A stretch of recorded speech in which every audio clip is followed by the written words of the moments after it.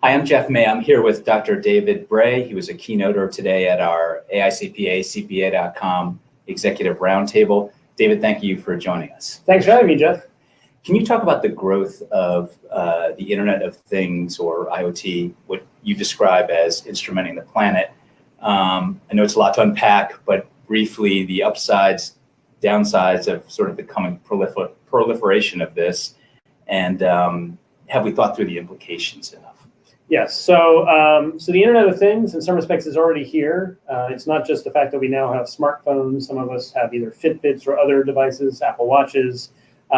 We have this in our cars. We have connectivity. We have devices in our house. Basically, the Internet of Things is anything that's able to connect to the Internet, be recognized by other devices, and then communicate with the database. So it's either storing data or having the database telling it to do something. And we made history in 2013, and most people didn't realize it, when there was 7.1 billion human beings on the planet, and also 7.1 billion network devices, obviously not equally distributed. And then 2 years later, that number of network devices had doubled to 14 billion network devices relative to only 7.3 billion human beings. Now we're at about 7.6 billion human beings on the planet relative to about 45 billion network devices. So that even conservatively, in the next 2 years, we're going to hit a point where there's going to be 10 network devices on the planet for every one human being. And again, not equally distributed.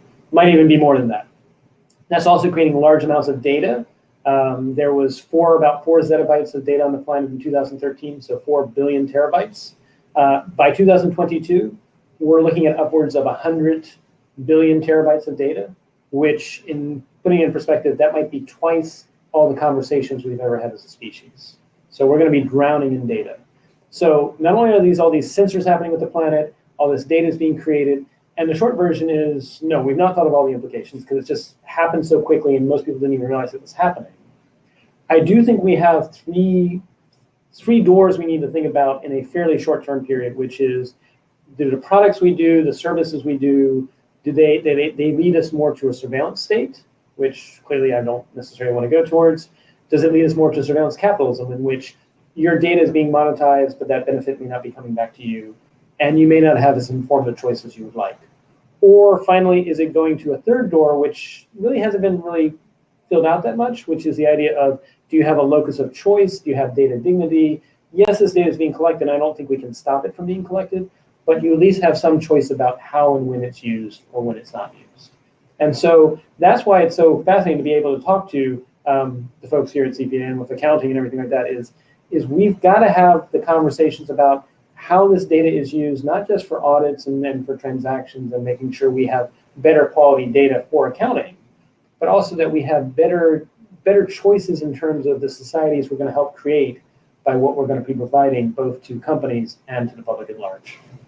What are some of the security risks that stem from? Well, the short version is most of these devices right now were built when you couldn't think about updating them or patching them.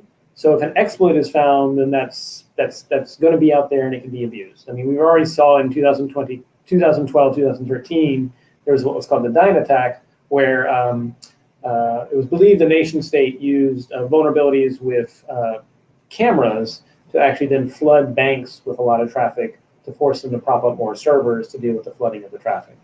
That's just one example. But you can imagine, as these devices, if they're always listening, then you could possibly have information that you don't want someone to hear.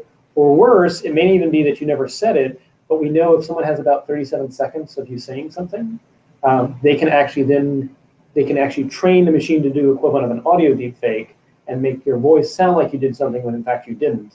And now you're playing catch up, trying to say, no, I actually didn't say that, even if you think I did. So I think it's both the physical security, the device security, the digital security, but it's ultimately the cognitive securities, which is, are we ready for a world in which it's going to be increasingly difficult to distinguish what's real and what's not real? At the same time, we're drowning in data about what we think is going on in the world. What is the impact of IoT, or potential impact, on accounting and finance? I'm thinking of audit, supply chain. You also mentioned a current example involving hedge funds, which I don't know if you want to elaborate on. Sure, happy to. So the example I gave when we were doing the talk today was, already hedge funds are using satellite imagery of cars in parking lots to predict traffic to stores. And if you do have specific brands, you can actually figure out whether you want to buy or short the stock prior to their quarterly reports, and so you can make a profit off of the imaging. You can imagine the same thing with an app. If the app is sharing how many times customers pass through a certain store or something like that, that too could be information that could actually be used to create value. The other thing to then think about though is obviously for audits, you could actually have something that's much more robust and actually be much more sort of not just transactions in time, but actually space-time as a whole, what other things were going on, what's the context here. And then what happens with accounting as a whole, it may very well be the future is I don't have to actually whip out and pay anything because simply my biometrics. I mean, we already know there are Amazon stores where you don't have to do anything other than you walk in, take what you want, and walk out. And does that sound strange? But actually, the store is aware of who you are the moment you walk in, and they're aware of what you take out.